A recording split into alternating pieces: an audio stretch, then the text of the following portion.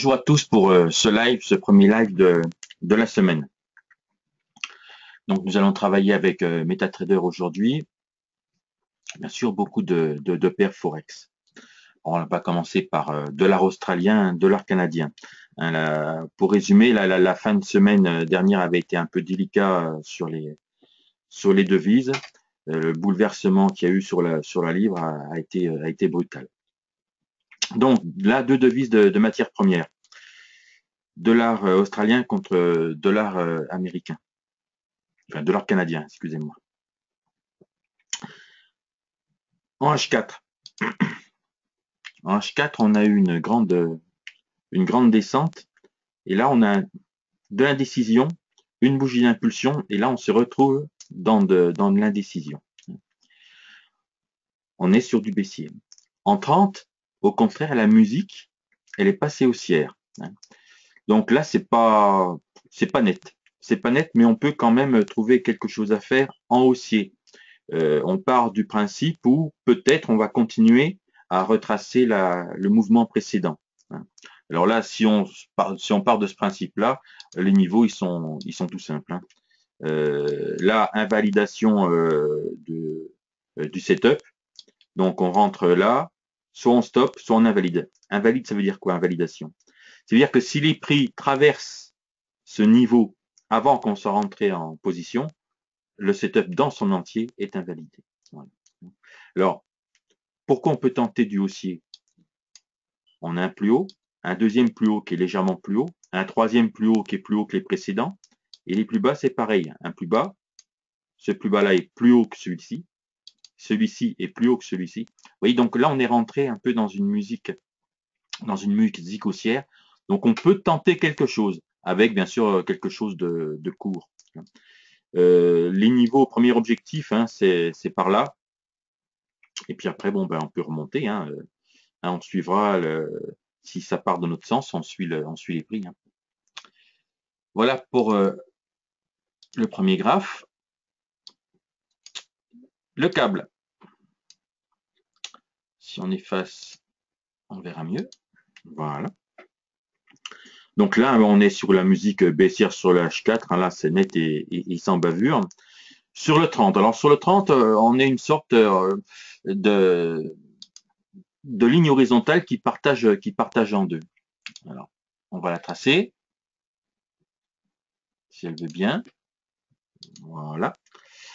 Donc, de part et d'autre, les courses se distribuent avec une tentative de remonter aussitôt contrée en 30 minutes, presque deux bougies effacées. C'est pas une englobante, loin de là. Il nous en manque un petit bout, mais bon, c'est la tentative de rebond a avorté. Elle a avorté, et là, on est peut-être reparti sur de la musique baissière. Alors, est-ce qu'on peut rentrer en trad maintenant? Non. On ne peut pas rentrer sur ces niveaux. Par contre, on peut très bien imaginer partir sur la rupture là, la rupture de cette bougie-là, et on mettra comme stop le haut. Donc, ça fait quelque chose avec un stop rapproché pour viser, bien sûr, les 1,36. C'est l'objectif, c'est le premier objectif à la baisse. Voilà pour le câble. Pour ceux qui n'ont pas l'habitude du live, eh ben c'est quelque chose de très rapide. On s'attarde pas à expliquer le ceci, même si là je m'attarde un petit peu aujourd'hui. D'habitude je suis un peu plus concis, mais comme je vois de nouveaux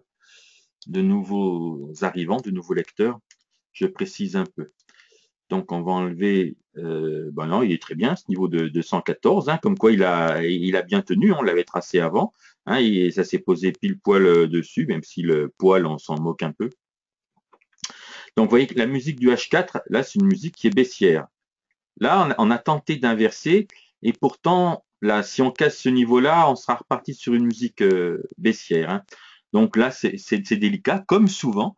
Le dollar américain contre le yen. C'est quelque chose qui n'est pas très facile à trader.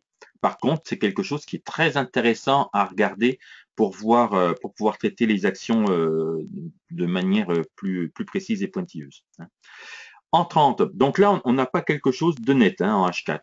Est-ce qu'en 30, on voit un mouvement intéressant? Oui, en 30, on a une musique baissière qui s'est mis en place. Cette bougie-là, bien sûr, nous a mis sur une première alerte. Et là, on vient de dépasser ce niveau-là aussi. Donc, ben, c'est cuit, hein. Si on cherchait du baissier en 30 à 13h30 de l'après-midi, ben, on l'a pas, hein. On l'a pas, c'est à nouveau invalidé par les prix. Donc, ben là, on n'a pas de setup propre à prendre, hein. Euro-dollar. Alors, euro-dollar, vous savez que c'est quelque chose qui est pas facile à trader. Je l'ai mis ce matin dans le point du matin, où je mets un petit truc tout simple, où je dis en fait que quand on a un range, alors je vais vous l'expliquer ici, hein, on a un canal, il y a quand même pas mal de bougies en H4, c'est pas la peine de chercher à trader quelque chose où une bougie, par exemple celle-là, elle fait déjà presque les deux tiers du range, hein. Si on a une bougie qui fait les deux tiers du range, il reste plus qu'un tiers, et il reste plus rien, quoi, hein. Donc c'est pas intéressant à trader, et c'est le problème d'euro-dollar, ça avance souvent par palier, et la bougie d'impulsion, eh ben, elle remplit le palier, quoi. Donc c'est pas quelque chose qui est assez en tendance pour être intéressant à trader. Maintenant, est-ce qu'on peut faire quelque chose aujourd'hui en 30? Alors, le prochain arrêt, c'est 1,80-70. 1,80-70, on va le tracer sur le 30. Voilà, grosso modo, c'est là. Ben, grosso modo, c'est là. On l'a tout de suite, le setup en 30, hein. On va mettre les niveaux. La bougie vient de débuter, hein. Cette bougie-là vient de débuter, puisque c'est le propre de l'émission, c'est de travailler pendant la bougie de 13h30. Ben, euh, on fait un break down sur ces niveaux, on met notre stop là, il n'y a pratiquement aucune distance, et c'est pour viser donc les 1,80, euh, les 1,08 50, la 0,5, là, ça fait du support. Mais bon, il n'y a pas, c'est pas énorme, hein, comme distance à parcourir, mais là, bah, le stop, il est tout proche, hein. Il est tout proche. Alors bien sûr, hein, je me répète, comme souvent, si avant de rompre à la base ici, on a rompu cette zone de stop à la hausse, c'est invalidé, hein. C'est invalidé. Pourquoi? Bah, parce que ça nous obligerait à mettre le futur stop encore plus haut. On perdrait, on augmente notre risque, hein, euh, on diminue le ratio, ça devient plus intéressant. Nous sommes, je vous le rappelle, toujours à la recherche d'une bonne affaire. Donc on continue à regarder les graphes, voir si on trouve de meilleures affaires. Alors, AED, USD. AED, USD. On est toujours dans notre range horizontale en H4. Hein, on a une tentative de rebond. Des bougies, je vais grossir un peu, c'est quand même des bougies assez poussives, hein. Hein, c'est du petit, hein, là, hein. C'est petit, petit, petit. Alors, la musique sur le 30, hein, on est dans un range horizontal, on ne voit pas de tendance bien marquée. Alors, vous savez que le range, c'est quelque chose qui m'intéresse pas trop. Donc, ben, au revoir à AUD, USD, hein. USD CAD. Alors, USD CAD, là, on voit sur le H4, hein, c'est assez typique, hein. Là, on varie plus, hein. On s'écrase littéralement, on varie plus. Donc, c'est même pas la peine quand on a ce genre de bougie qui se répète pendant un temps infini. euh, c'est inintéressant. On perd pas de temps. On a trop de sous-jacents à, à travailler pour s'embêter sur des choses comme ça. Euro CHF, là, pareil, hein, on est dans de l'horizontal, des bougies qui vous disent pas grand-chose. Hop, on tourne. Oui, là, ça va vite, hein, là, on accélère, hein. Donc là, qu'est-ce que ça nous dit? Alors, une grande descente en H4, et là, un mouvement qui est en train de se faire, et on voit des bougies qui sont de plus en plus grosses, et surtout avec un corps de plus en plus grand. Donc le corps de plus en plus grand, ça veut dire quoi? Ça veut dire dans une première approche, hein, si on reste en H4, que l'impulsion a tenu de l'ouverture jusqu'à la clôture de la bougie, hein. Ça peut être différent, bien sûr, si on tombe d'unité de temps. En 30, ben, on a un joli mouvement, hein. On casse, on revient sur cette ligne qu'on avait tracée la semaine dernière, comme quoi elle n'était pas si mauvaise que ça. Et à nouveau, on part, hein. Donc là, on part, on a des bougies sur un même niveau, on pète et on revient sur ce niveau. Alors là, on peut très bien décider de partir à la baisse. On va tracer ça avec le surligneur. Hein. Voilà. On part là. On stoppe au-dessus de cette bougie-là. Hein. On va chercher l'objectif. Alors, on va resserrer notre H4.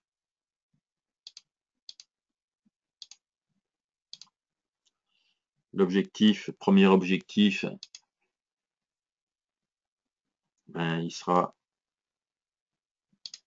par là, 122,49. 122,49, ça fait pas grand-chose comme premier ratio. Hein. Hein. Vous voyez, c'est pas mirobolant. Ça doit correspondre à 122,43, vous voyez. C'est pas, là, on est à 1 pour 1. Hein. Vous voyez que c'est pas tip top. Hein. Alors, c'est pas tip top. Qu'est-ce qu'on fait? Est-ce qu'on peut redescendre? Eh bien, quand on sera sur ces niveaux de prix, on a deux choix avec un graphe comme ça. Soit on attend de breaker là, et à ce moment-là, pour avoir un stop plus près, mais qui reste cohérent avec la courbe, on descend en 15. Et on voit si les bougies qui se sont tracées donnent un stop différent. Maintenant, on peut partir sur le niveau du pullback. C'est-à-dire, on considère que ce niveau-ci, hein, c'était un retour et avec le début d'un pullback. Alors bien sûr, on ne prendra pas ici le stop, hein. On changera de stop et on le mettra au-dessus de celle-là. Hein. Quel est l'avantage? Eh bien, l'avantage de partir au haut de boîte ou en début de pullback, c'est qu'on va le stop est plus petit et en plus, ça c'est le deuxième effet impulse, on va gagner cette hauteur-là si le trade réussit en gain, hein, puisqu'on sera parti plus tôt et en plus on aura moins de stop. Voilà. Donc là, il y a deux choix. On efface, hop. Voilà, je reprends.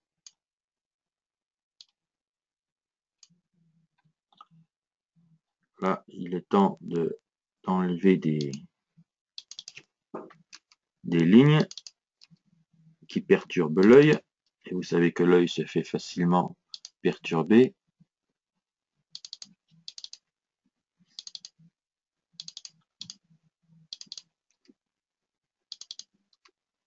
Voilà. Eurocad. Là, une bonne descente. Hein. On n'a pas, vous voyez, cet aplatissement qui durait plusieurs bougies H4. Ah, une rupture de faisceau. Alors, les aléas du direct.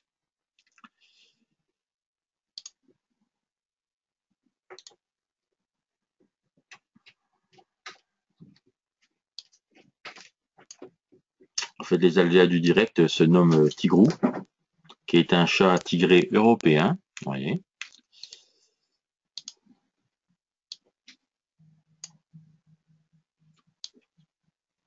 Que certains connaissent pour ceux qui sont venus à la maison. Alors, on va se mettre en H4. Et là, on est en fond noir. On va se mettre en fond blanc.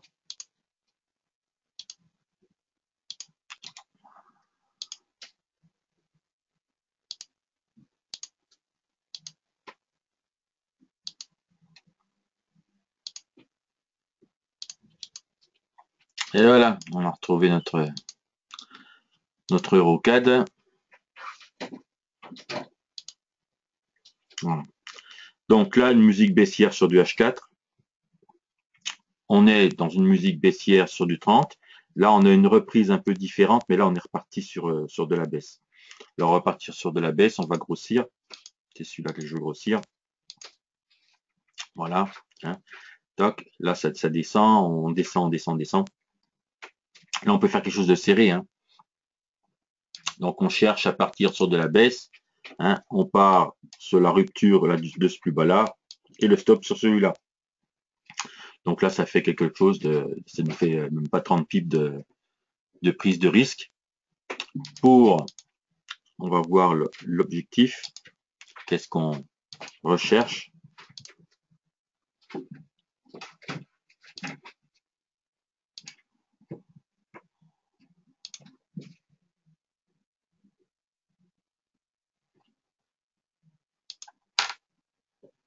En arrêt, il peut y en avoir, en arrêt, ralentissement. Hein. Voilà. Le premier, ça sera celui-là, hein, 46,30. Hein. Ça nous fait du 140 de potentiel pour du 30 de risque. Voilà.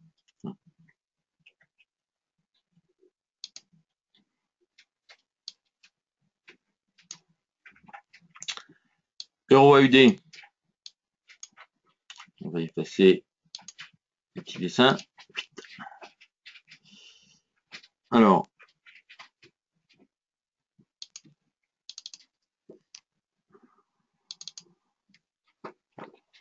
Euro AUD. En H4, du baissier. Et là, depuis plusieurs jours, on est dans un range. Hein. On va tracer ça. Ça, c'est notamment assoupi.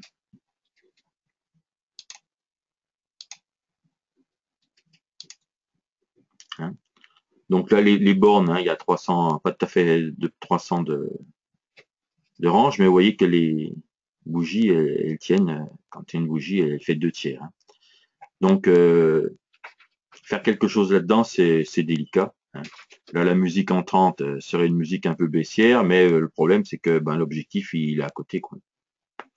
Donc, c'est bête, hein, mais Euro AUD, c'est quelque chose que j'aime beaucoup travailler. Aujourd'hui, on ne le travaillera pas.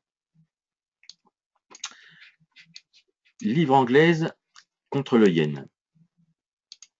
On va resserrer un petit peu. Voilà. Alors, en 30, est-ce qu'on suit la musique du H4 hein. En H4, on est sur de la musique baissière, pas de problème. Et en 30, on a tenté un peu de... C'est la hausse qui est là. On a tenté un peu de changer, mais on n'y arrive pas. Hein. À un moment, il y a un des plus hauts qui est plus bas que le précédent.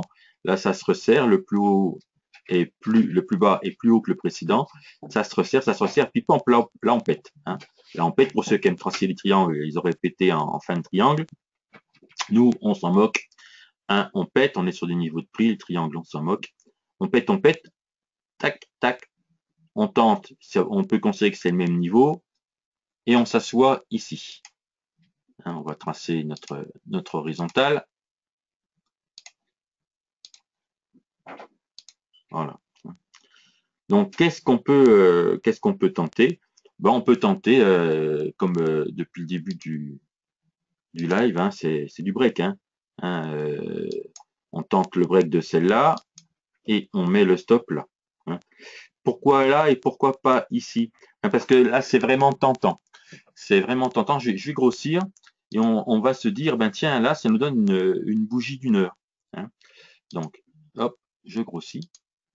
Vous voyez, quand vous agglomérez cette bougie-ci avec celle-là, ça nous donne une bougie 2 x 30, hein, ça fait 60. Hein, mais c'est des 60 consécutifs, hein, ça fait une bougie d'une heure. Et donc, je vais enlever le dessin parce que du coup, ça a ripé. C'est quand même assez tentant de partir sur les extrêmes de cette agrégation. Hein. Alors, qu'est-ce qu'on va viser comme objectif? Alors là, la livre anglaise, elle va quand même tenter de se redresser. Hein, ça, c'est normal hein, après tant de baisse. Mais le yen a cette particularité d'être une devise qui cumule cet aspect sécuritaire avec la peur des gens. Hein. Donc, on a en face une livre anglaise où les gens ont peur du Brexit, hein, donc ils ont tendance à s'en défaire avec les les Japonais qui, eux, quand ils ont peur, ils retrouvent leur monnaie. Ensuite, il faut toujours se souvenir, avoir à l'esprit que, par exemple, les Suisses, quand ils veulent agir sur leur monnaie, ils ont la détestable habitude, enfin détestable, ils agissent souvent au travers de la livre. Donc voilà, ils peuvent être tentés aussi de se défaire un peu de la livre. Donc ben c'est assez tentant en fait de partir sur le break pour chercher dans un premier temps les 155-71, hein, et après on descend, hein, on a le 155-119.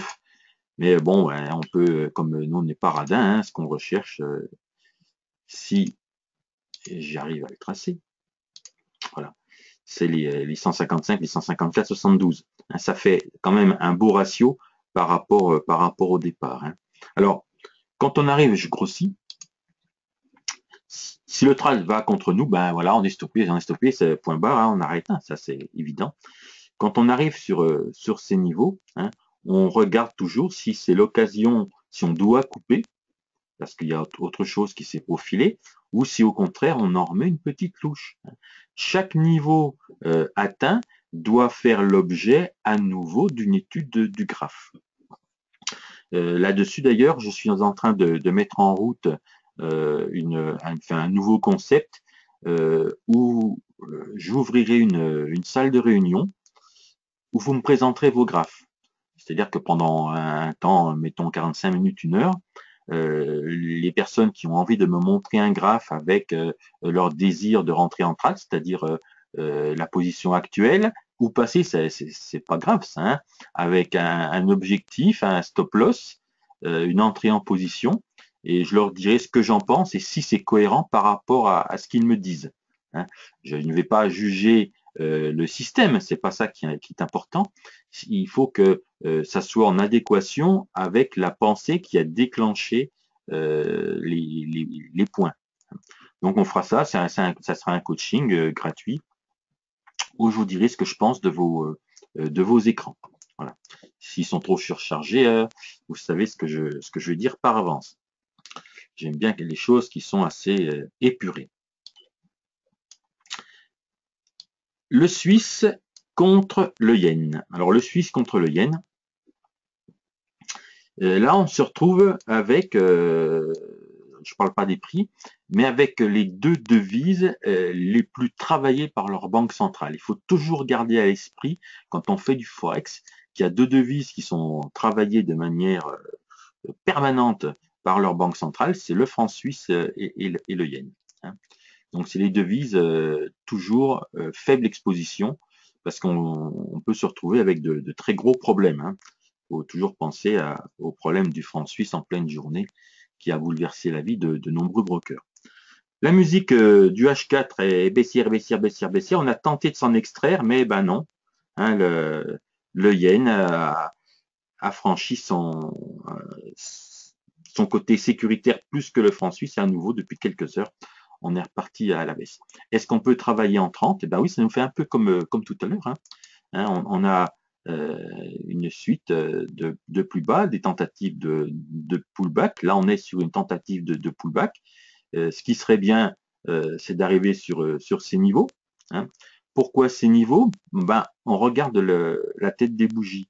On a des bougies d'impulsion, d'un seul coup, on a une bougie d'indécision sur le même niveau que la fin de la bougie d'impulsion, puis à nouveau on casse, une bougie d'indécision qui revient sur ce niveau.